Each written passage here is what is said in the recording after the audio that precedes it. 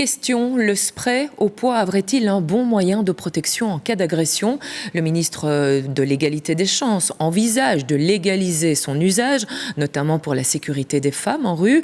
Encore faut-il que tout le monde soit convaincu de son efficacité. Et pour l'heure, vous allez le voir avec Marie Michels et Dominique Dussin, ce n'est pas vraiment le cas.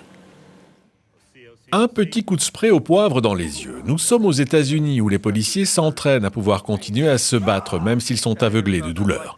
Chez nous, les pepper sprays sont considérés comme des armes et sont donc interdits, mais hier, le ministre de l'Égalité des chances s'est dit ouvert à une autorisation éventuelle de ces sprays comme moyen de défense pour les femmes.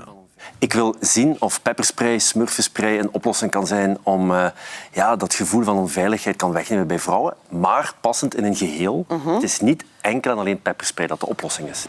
Nombreuses sont les personnes, et principalement des femmes, à se sentir en insécurité dans l'espace public. Être en possession d'un pepper spray semble à première vue rassurant. Oui, bien sûr, c'est une bonne méthode de sécurité et de la défense. Pourquoi pas ?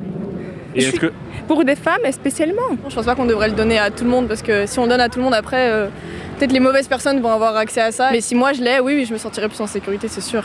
Pour l'instant, seule une étude de faisabilité est envisagée. Il faut dire que ce genre d'arme n'est pas forcément sans danger.